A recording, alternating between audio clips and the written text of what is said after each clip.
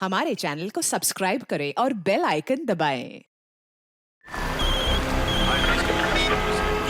Hello. हाँ स्वाति, रास्ते में ही हूँ, एक आध घंटे में पहुँच जाऊँगा। तुमने खाना खा लिया? अच्छा ठीक है, साथ में डिनर करेंगे। Okay okay bye. रेडियो वाली भी ना, गाने कम और मुफ्त की सलाहें ज़्यादा देता है।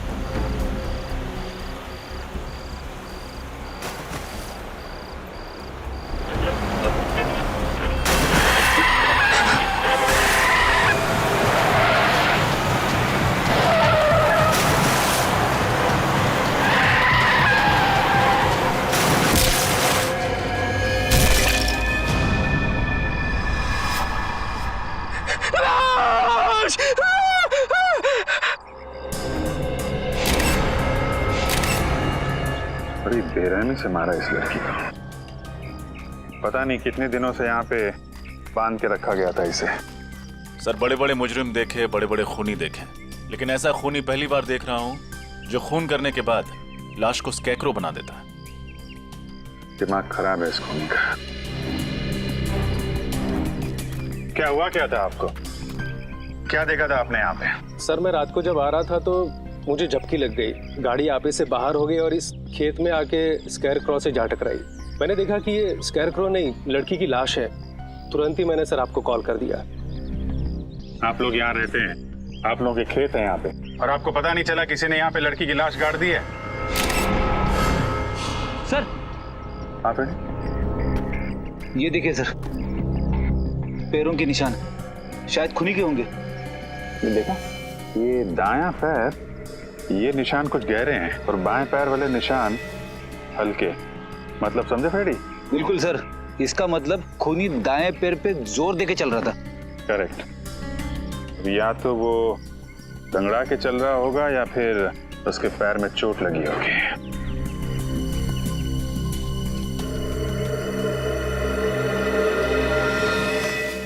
क्या बात है श्रेया? तुम कुछ खोई खोई लग रही हो तुम। सर शायद मुझे पता है खूनी कौन है। क्या? खूनी के बारे में पता है? कैसे?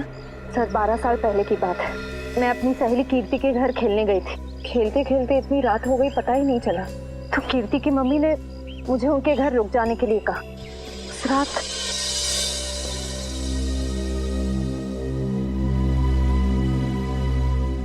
कीर्ति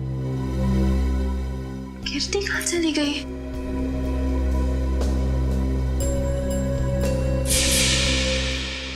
और सर फिर वो स्कैकरो किलर मेरी दोस्त को लेकर वहां से चला गया। सर वो एक सीरियल किलर था। न जाने कितनी लड़कियों को उसने अपना शिकार बनाया था। मुझे लगता है 12 साल बाद वो वापस आ गया है। 12 साल पुराना सीरियल किलर। मैंने भी इसके बारे में कुछ कुछ सुना है।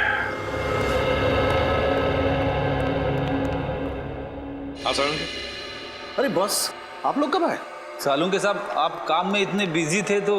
हाँ यार, इस लाश से बात कर रहा था मैं। क्या बताया? बहुत कुछ बताया बॉस। इनफैक्ट इसने अपनी पूरी दर्द भरी कहानी मुझे सुनाई, जिसे सुनकर मेरा दिल कांप गया। दर्द भरी कहानी?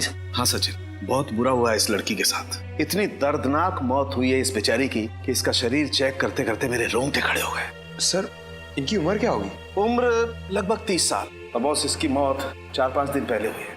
4-5 दिन पहले मौत हुई है इसकी? तो तू बता सकता है किस वजह से मौत हुई है?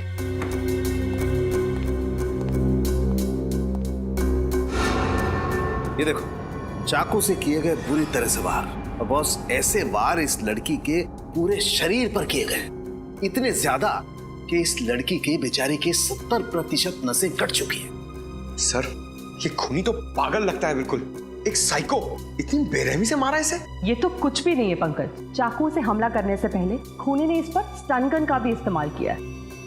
ये देखिए सर, स्टन गन से जलने के निशान। स्टन गन से जलाता है, चाकू के वार करता है, तड़पा तड़पा के मारता है लड़कियों को और फिर स्केयरक्रो बनाकर, बिजरा बनाकर खेत में खड़ा करता है।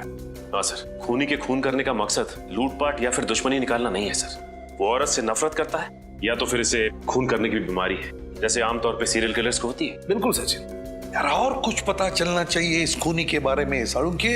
और कुछ पता चल जाएगा ना तो इस खूनी तक हम पहुंच सकते हैं। बॉस, उस खूनी के बारे में तो फिलहाल मैं ज्यादा नहीं बता सकता, लेकिन इस लड़की के बारे में और बता सकता हूँ। तो फिर बता। हाँ,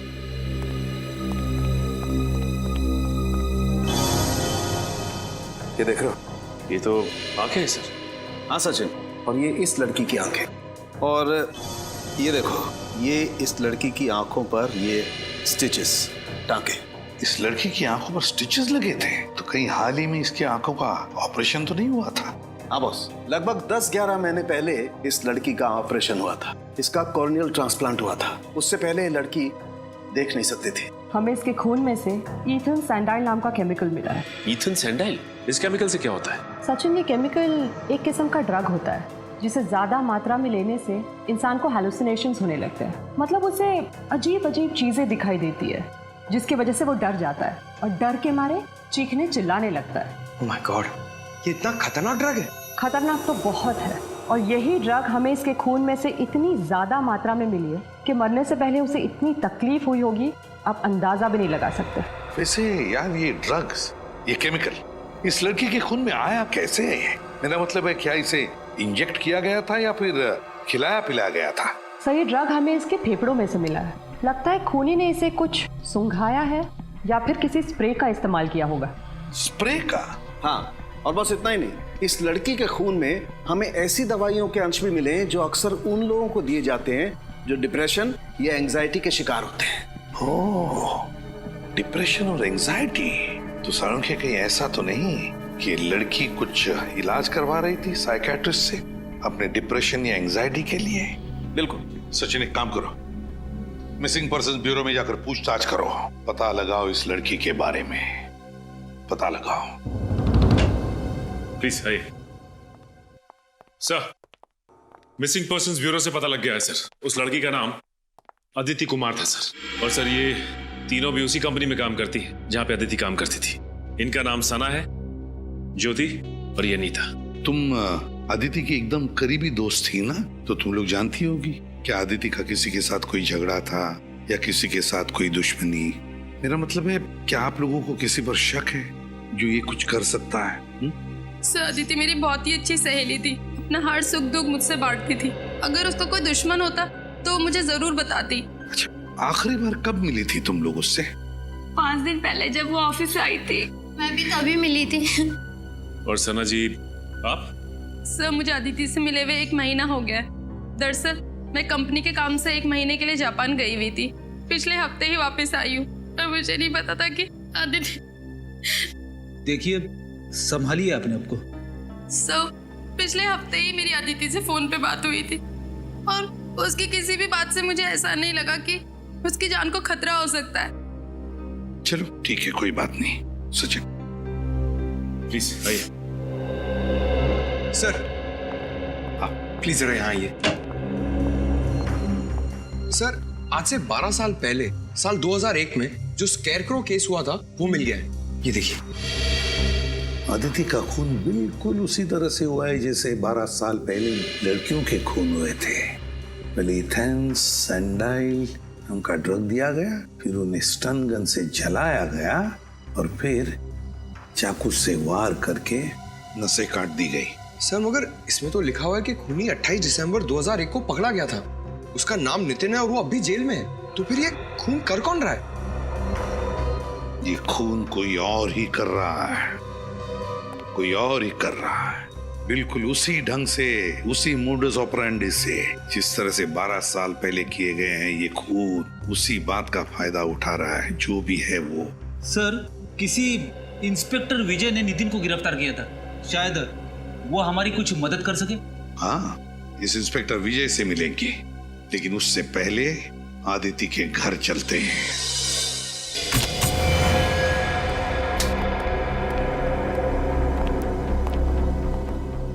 सर, न तो घर का सामान बिखरा पड़ा है, ना ही कोई तोड़ फोड़ की गई।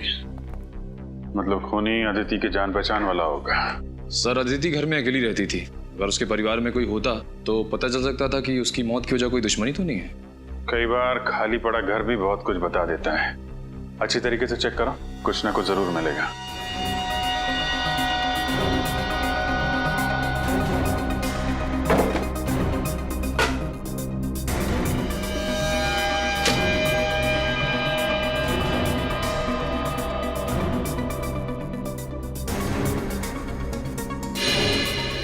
सर अरे ये देखिए, लगता है मौत से ठीक पहले अदिति कॉफी बना रही थी अपने लिए और अपने उस खूनी मेहमान के लिए।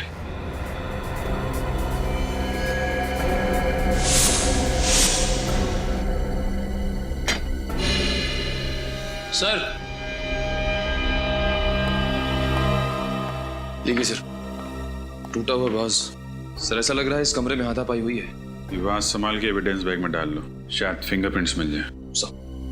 इसका मतलब जब अदिति वहाँ किचन में कॉफी बना रही थी तभी खूनी ने उस पर हमला किया, फिर यहाँ भाग के आई, यहाँ पे हाथापाई हुई और शायद उसी में वास गिर गया।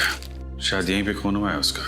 सर ये डिप्रेशन वाली दवाइयाँ मिली है जिनके बारे में सालुंके साहब ने हमें बताया था। डॉक्टर वीरेन अदिति का इलाज कर रहे थे। डॉक्टर वीरेन से मिलना पड़ेगा।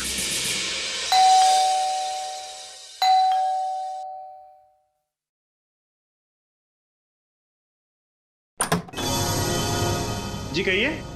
मैं सीआईडी से इंस्पेक्टर सचिन हूँ, विजय जी से मिलना है। ओ आइए ना, प्लीज प्लीज। पापा पापा। क्या बात है बेटा समीर?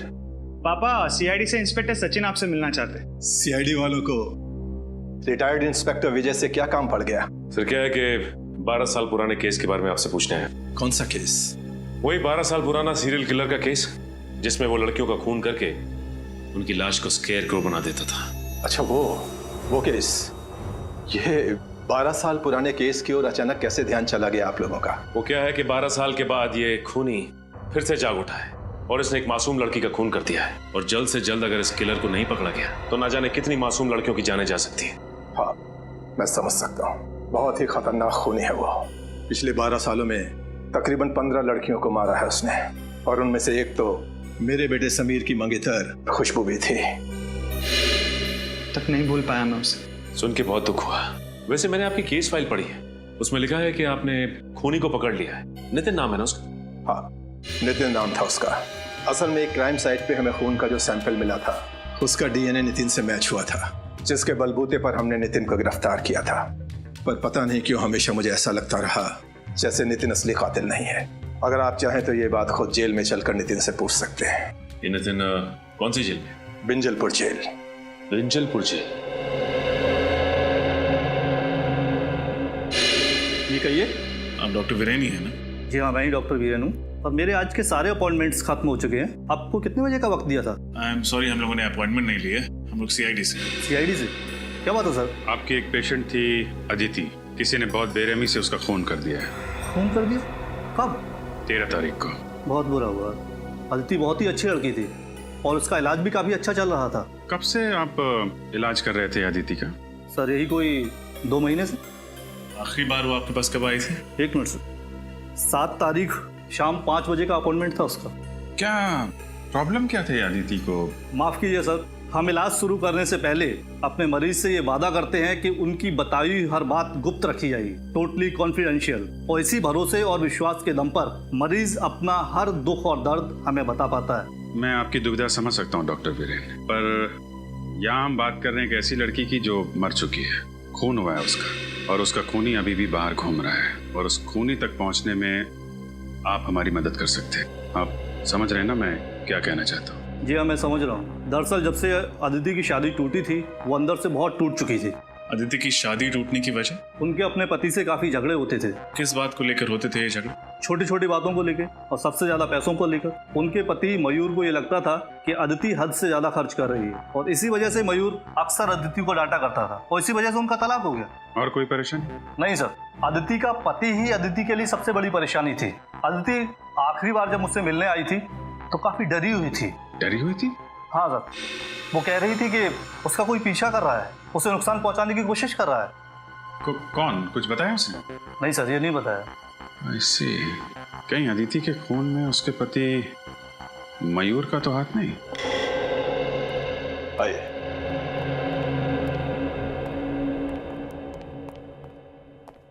अरे विजय सर, आप? बड़ी खुशी हुई आपको यहाँ देखकर। कहो कैसे कट रही है रिटायरमेंट के बाद की जिंदगी? मत पूछो दोस्त, बहुत याद आते हैं ड्यूटी के दिन। खैर छोड़ो इन बातों को, इनसे मिलो। ये है इंस्पेक्टर सचिन, सीआईडी से हैं।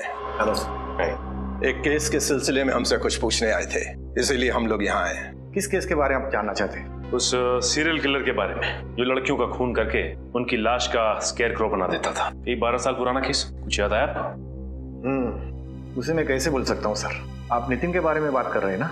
जी। माफ कीजिएगा सर, उसकी तो पिछले महीने मौत हो गई। क्या?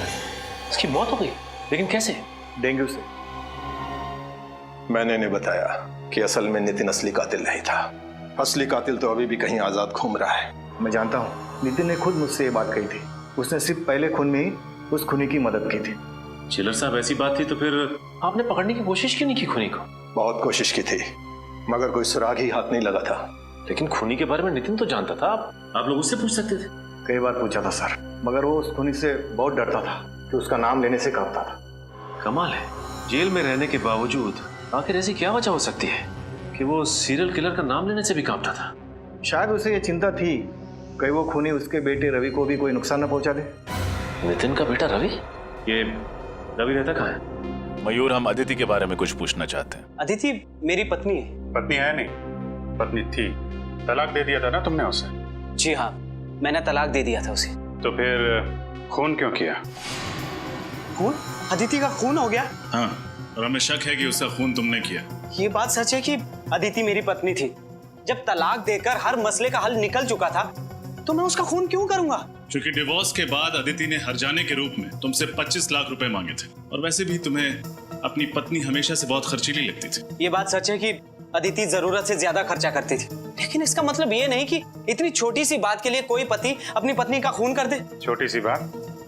25 लाख रुपए छोटी बात लगते हैं? 25 रुपए के लिए लोग खून कर देते हैं, या तो 25 लाख की बात है। मैं सच कह रहा हूँ सर, मैं अदिति से बहुत प्यार करता था, इसीलिए तलाक के बाद भी उसे भुला नहीं पाया था। अगर तुम इतना प्यार करते थे अपनी पत्नी से तो फिर उसे तलाक क्यों दिया?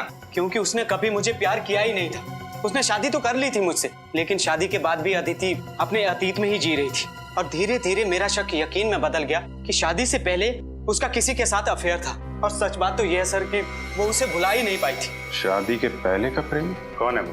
मैंने उससे ये बात कई बार पूछी, लेकिन उसने हर बार कहा कि मैं बेवजह उस पर शक कर रहा हूँ। कहती थी कुछ नहीं है। 13 तारीख को कहाँ थे आप? मैं मैंगलोर गया था सर, शूटिंग के लिए। एड फिल्म की शूटिंग थी। आप चाहे तो पता कर सकते हैं। जरूर। रेडी? पता लगाओ ये सच कह रहे हैं कि नहीं। शूटिंग कर रहे थे या फिर? सर, मैंने पता कर लिया, मयूर वाकई मैंगलोर में शूटिंग कर रहा था। उसने अदिति को नहीं मारा है। अगर मयूर मैंगलोर में शूटिंग कर रहा था तो फिर वो अदिति का खून कर ही नहीं सकता। तो फिर कौन हो सकता है? बॉस, हाँ सोलंकी, इस केस में मुझे ऐसी बात पता चली है जिससे आप खूनी के और ज्यादा करीब पहुंच सकते हैं। अच्छा, बता। बॉस, अदिति की लाश पर मुझे एक खास किस्म के पैरासाइट के अंडे मिले। पैरासाइट के अंडे?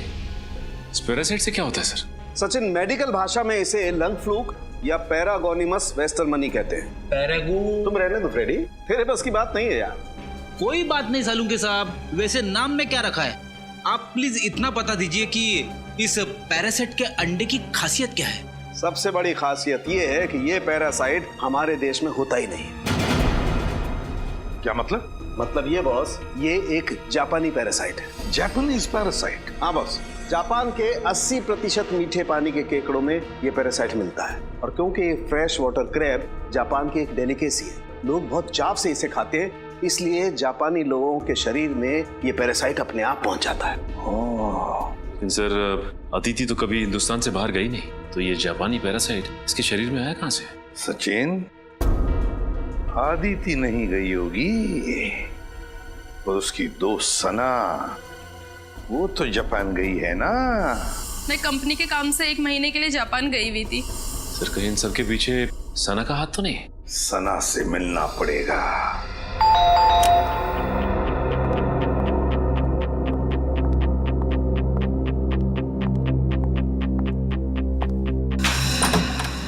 अरे आप लोग यहाँ? बस आपका घर देखने चले आए सना। घर देखने चले आए?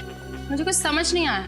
हाँ, बस आपके घर की बनावट, सजावट, दीवारों का रंग, फर्नीचर वगैरह वगैरह। आप ये सब यहाँ देखने आए? घर खरीदना चाहते हैं क्या? नहीं, बस ये देखना चाहते थे कि जब आप इस आलीशान घर को छोड़ के जेल जाएंगी तो आपको ज्यादा तकलीफ तो नहीं होगी ना। जेल? जेल क्यों जाऊंगी मैं? वो क्या है ना साना जी, अगर खीर में चीनी डाल दो तो उसका मीठा होना तय है, उसी तरह अगर कोई मुजरिम खून करे तो उसका जेल जाना तय है। लेकिन मैंने किसी का खून नहीं किया। झूठ मत बोलो, अदिति का खून तुमने किया है। मैं आपको पहले भी बता चुकी हूँ कि मैं 1 महीने से जापान में थी, कंपनी के काम से। पिछले हफ्ते ही लौटी हूँ। और जापान से लौटकर वहाँ से लाया हुआ इन्फेक्शन पैरागोनिमस वेस्टमनी तुमने अदिति तक पहुँचा दिया।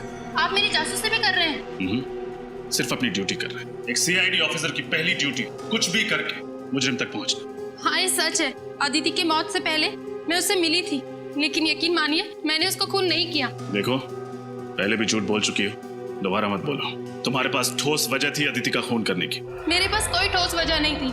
सर, ये ऐसे नहीं बताएंगे, इनको वजह भी हमें ही बतानी होगी।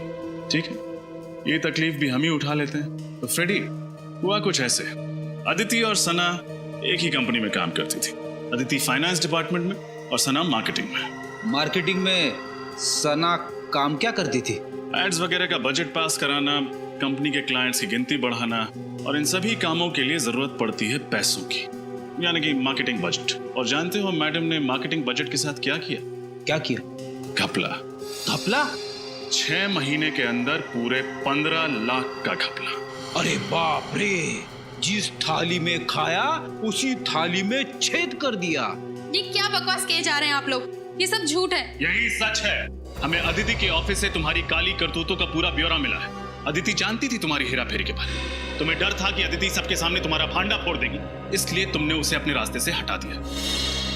हाँ, ये सच है कि मैंने 15 लाख का घपला किया था, लेकिन मैंने अदिति का खून नहीं किया सर। तो जापान से लौटकर अदिति से मिलने क्यों गई थी? उसकी पूजा करने? उससे विनती करने गई थी कि वो बॉस को मेरी शिकायत ना करे। इस वक्त कौन आ सकता है? कौन है? आ रही हूँ बाबा।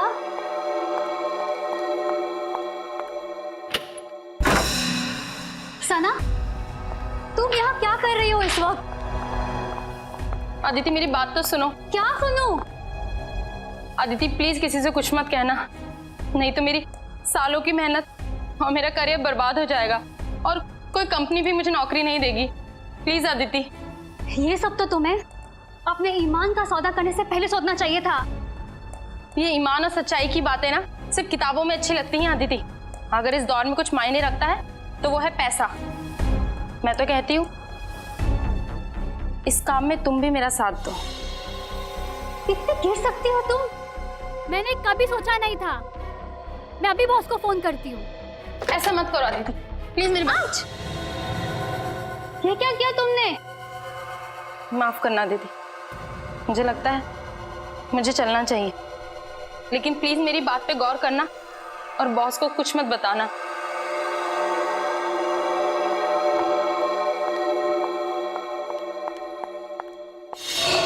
शर्म आनी चाहिए तुम्हें। पहले तुमने गुनाह किया, फिर अदिति को भी बहकाने की कोशिश की। वो कहते हैं ना सर, एक गुनाह को छुपाने के लिए 100 गुनाह करने पड़ते हैं। मैं अदिति को अपने जैसा बनाना चाहती थी, लेकिन मैंने उसका खून नहीं किया। 13 तारीख को जिस दिन अदिति का खून हुआ, तुम कहाँ थी? मैं अपनी कंपनी के कॉन्फ्रेंस में थी सर। आप चाहे तो उनसे पूछ सकते हैं। 13 तारीख को आप ऑफिस के कॉन्फ्रेंस में थी या नहीं, इसका पता तो हम लगा ही लेंगे।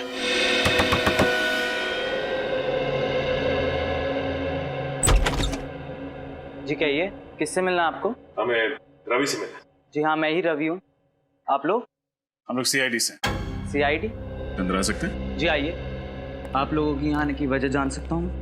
हम लोग तुम्हारे पिता नितिन के बारे में कुछ सवाल पूछना चाहते हैं। पापा के बारे में? क्या जानना चाहते हैं पापा के बारे में? एक निर्दोष आदमी को इतने साल जेल में रखने के बाद जी नहीं भरा आप लोगों का, तो चले आए मेरे जख्मों पे नमक छिड़कने। देखो रवि, हम जानते हैं तुम्हारे पिता खूनी नहीं, लेकिन वो निर्दोष भी नहीं। एक हत्या में एक खूनी का साथ दिया था उन्होंने। पर खूनी का नाम जानते हुए भी उन्होंने खूनी का नाम किसी को नहीं बताया।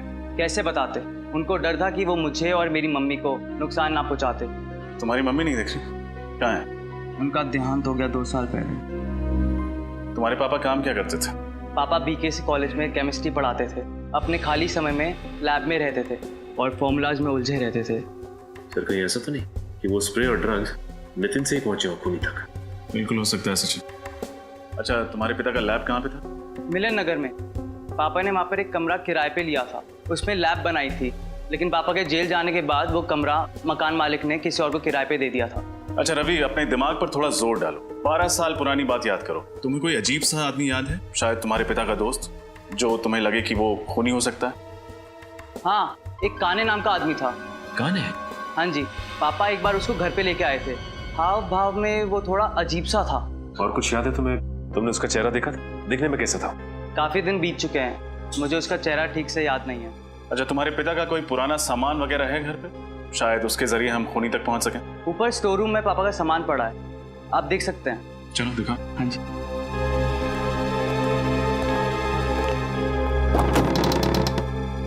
आइए सर, पापा का सारा सामान यहीं पर ही है। शुक्रिया। सारा सामान अच्छे से चेक करो, देखो कुछ खास मिलता है कि।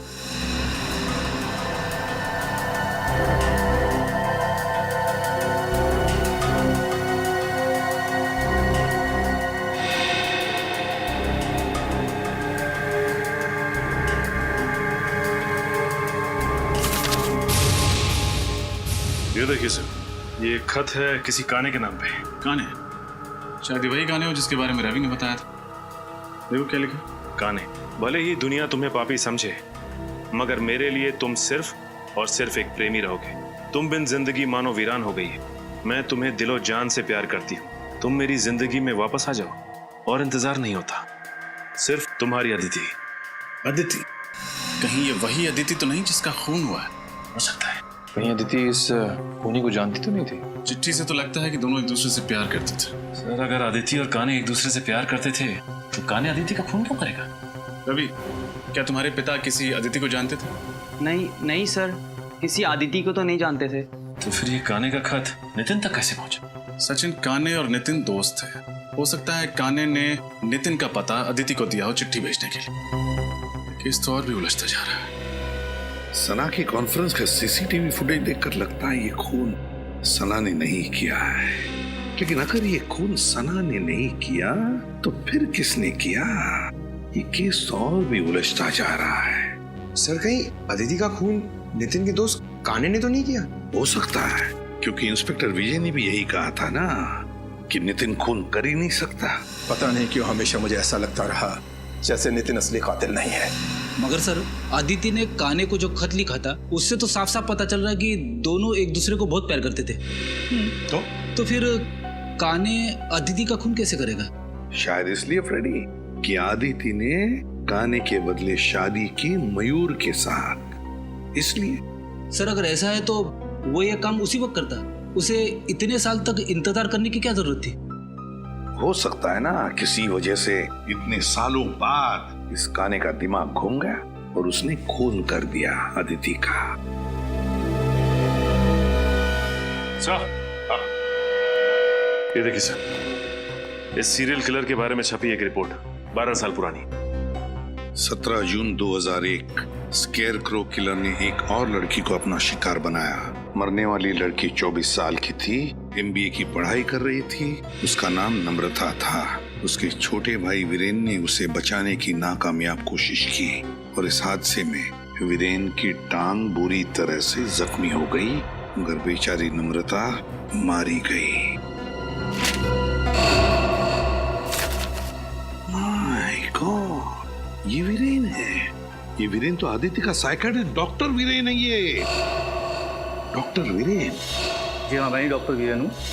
12 साल पहले जिस नम्रता का खून हुआ उसका भाई वीरेन, आज का आदित्य का साइकियाट्रिस्ट डॉक्टर वीरेन। तो अब आई बात समझ में। डॉक्टर वीरेन अपनी बहन की मौत का बदला ले रहा है, अपनी बहन के खून का बदला। जब आदिति उसके पास इलाज के लिए आ रही थी तब डॉक्टर वीरेन को पता चला कि आदिति प्यार करती है उस काने से, उस सीरियल किलर से जिसने नम्रता का खून किया था। बदला लेने के लिए उसने आदिति को भी वही दर्दनाक मौत दी जो उसकी बहन नम्रता को काने ने दी थी। डॉक्टर वीरेन। मगर सर, वीरेन तो एक डॉक्टर है, एक साइकियाट्रिस्ट है। ये खून वीरेन ने किया है? हाँ सचिन, आदिति का खून डॉक्टर वीरेन ने ही किया है। उठाओ इस वीरेन को।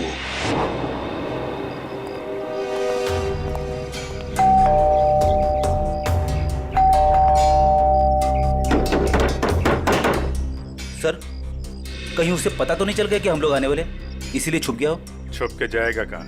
दरवाजा खोलो, हम लोग अंदर देखते हैं, तुम बाहर नजर रखना। Okay sir.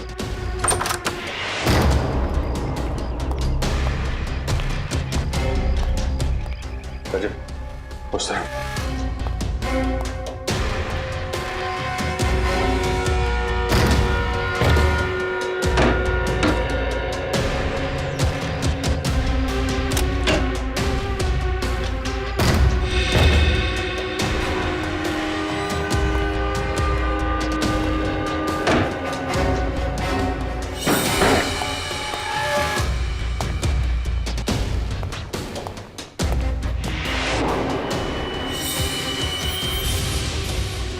सर रजत, यहां सर।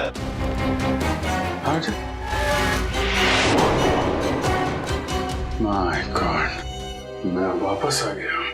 जरूर ये वीरेन नहीं लिखा होगा। हो सकता है सर, और हमें दिखाने के लिए लिखा है।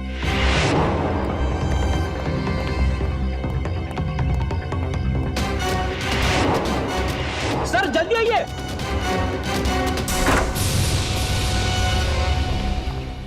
ये देखिए sir, doctor Viren. Doctor Viren, वो खूनी काने हमसे पहले यहाँ पहुंच गया और हमें चैलेंज भी किया। अंदर दीवार पर लिख दिया, मैं वापस आ गया हूँ, आई एम बैक। जाएगा कहाँ?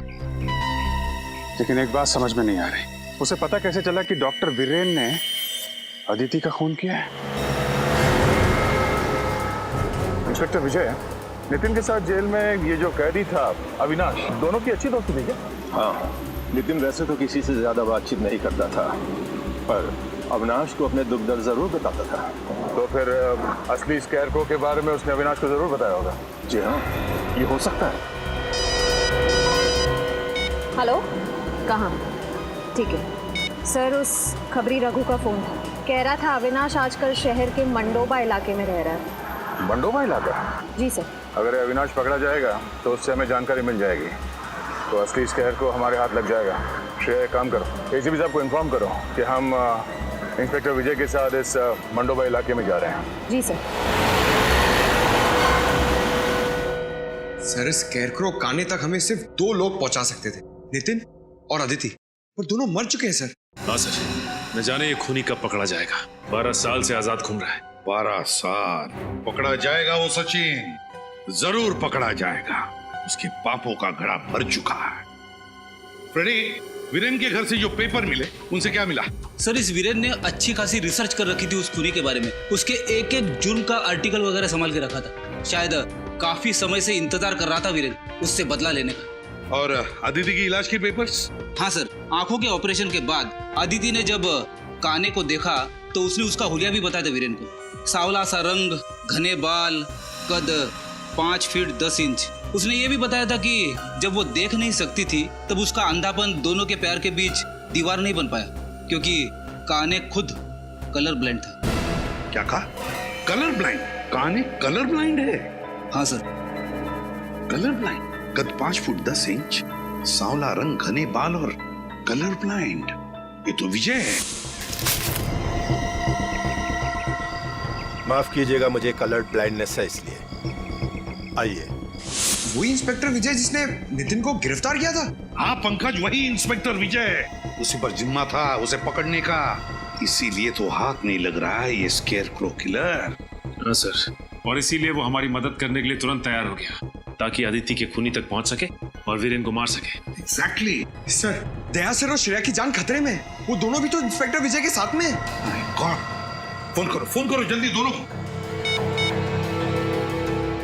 सर, दया सर का फोन नहीं लग रहा है और श्रेया का फोन भी नहीं लग रहा है। कहीं कुछ हुआ तो नहीं? मंडोबा इलाका, लोग वहीं गए हैं ना? मंडोबा इलाका चलते हैं।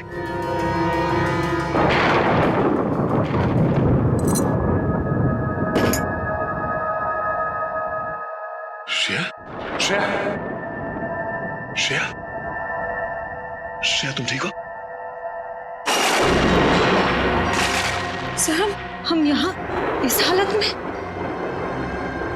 लगता है जब हम लोग यहाँ इस घर में घुसे तब किसी ने हम पे हमला किया होगा। सर, कहीं ये काम उस काने का तो नहीं? काने? हाँ, हो सकता है। सर, आपकी गर्दन पे स्टन गन का निशान है। Stun gun? ओह, निशान तो तुम्हारे गर्दन पे भी है। इसका मतलब है उसने स्टन गन से उसने हमें बेहोश किया। श्रेया, इंस्पेक्टर विजय कहाँ? कहीं गाने ने उनके साथ कुछ ना कर दिया हो।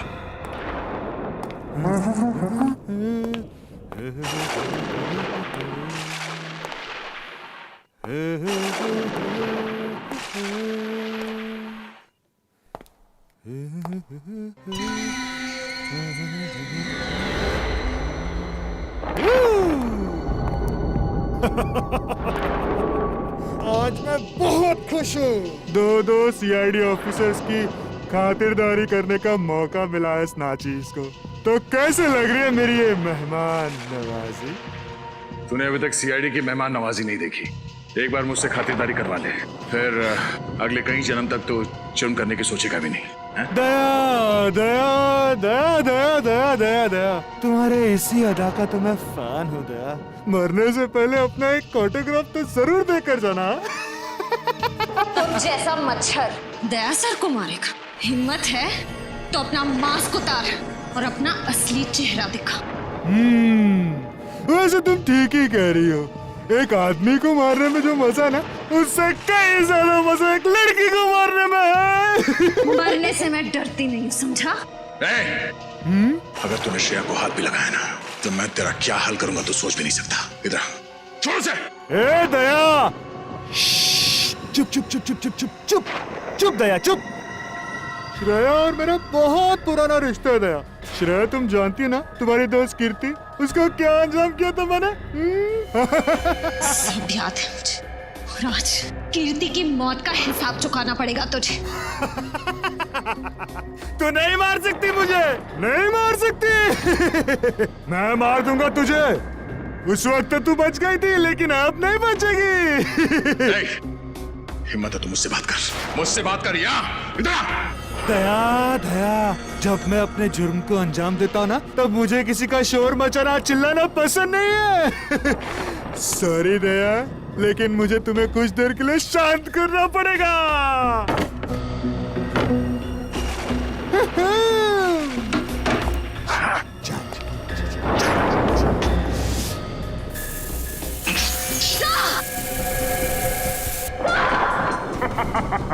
ये क्या किया तूने? घबराओ मत, दया मरेगा नहीं, सिर्फ डरेगा। जो लोग जरूरत से ज्यादा बहादुर बनने की कोशिश करते ना, उनके लिए सिर्फ ये एक ही इलाज है। उनको इतना डराओ कि अपने कायरता के बोझ तले मर जाए। मैं कहाँ हूँ? मैं कहाँ हूँ? Sir, Shreya, Abhijeet, ACP sir. देखा तुमने, डर के मारे एसीपी अभिजीत को याद कर रहा है। नहीं लग रहा है। मुझे भी बहुत चिंता हो रही है। जल्दी से जल्दी मिलना चाहिए। ये रही गाड़ी।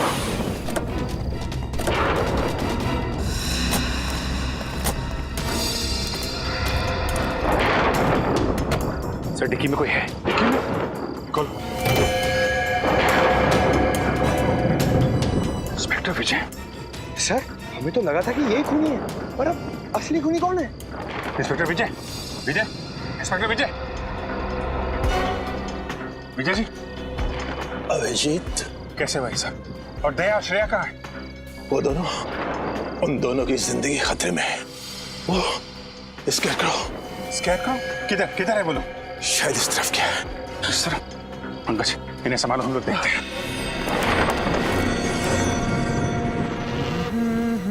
बैंग। श्रेया, मैं आदमी बुरा नहीं हूँ, बस थोड़ा से नरम दिल का हूँ। मुझसे किसी की बुराई देखी नहीं जाती। दया को देख के तुम्हें जो दुख हो रहा है ना, उसके ऊपर भी मेरे पास एक इलाज है। जानती हो क्या? तुम्हें भी उसी हालत में पहुंचा दूंगा जिस हालत में दया को पहुंचा है। बस, बहुत हो गया तुम्हारा मौत का तांडव। अब तेरा कानून के इशारों पे नाचने का टाइम आ गया है। कानून? मैं कानून के इशारों पे नहीं नाचता। कानून मेरे इशारों पे नाचता है। देख तेरे पहलवान दोस्त की क्या हालत कर दी है मैंने। ये क्या हो गया तुम्हें? अभिजीत, अगर एक कदम भी आगे बढ़ाया ना तो श्रेया की जान ले लूंगा। नहीं, देखो छोड़ दो उसे। अगर श्रेया का बाल भी बाका हुआ तो तेरा वो हाल होगा कि तो सोच भी नहीं सकता। चुनौती? मुझे चुनौती दे रहे हो? मुझे चुनौती पसंद नहीं है। सॉरी श्रेया, मुझे चुनौती पसंद नहीं है, इसलिए अब तुम्हें जाना होगा। Bye bye. ठीक तो ना? ठीक हो श्रेया? मुखौटा निकालने का टाइम आ गया है। समीर, इंस्पेक्टर विजय का बेटा। अब तक बुला नहीं पाया मैं उसे। तो ये है असली सीरियल किलर, कलर ब्लाइंड काने। मैं ही हूँ वो सीरियल किलर जिसका आज तक आपका कानून कुछ नहीं कर पाया।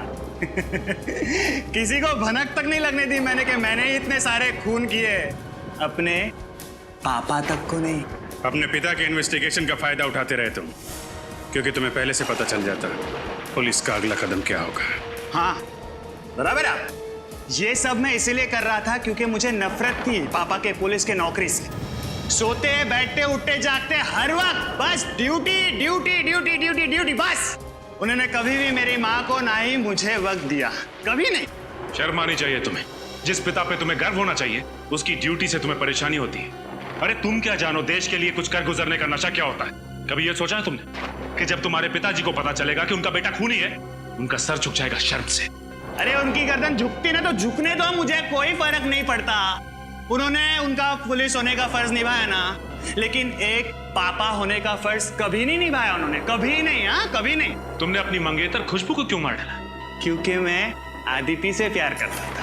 खुशबू से मजबूरन मेरी सगाई हो गई। मैं उससे शादी नहीं करना चाहता था, इसलिए मैंने भी उसका काम तमाम कर दिया।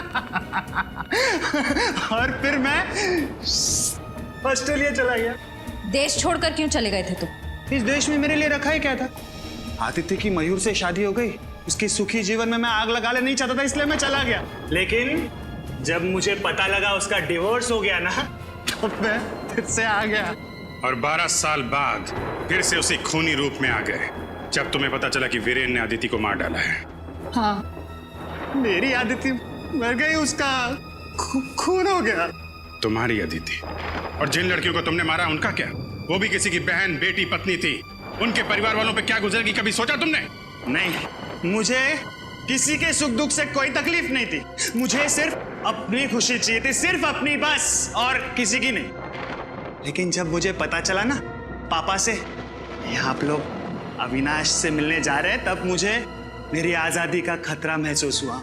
इसलिए मैंने पापा को बेहोश कर दिया और अविनाश को भी मार दिया, और उसकी लाश को ऊपर वाले रूम में डाल दिया मैंने। तुम्हारे जैसे आदमी को समाज में रहने का कोई हक नहीं। तुम्हें तो सिर्फ फांसी होनी चाहिए, फांसी। For more updates, subscribe to our channel, click the show links and enjoy watching the videos.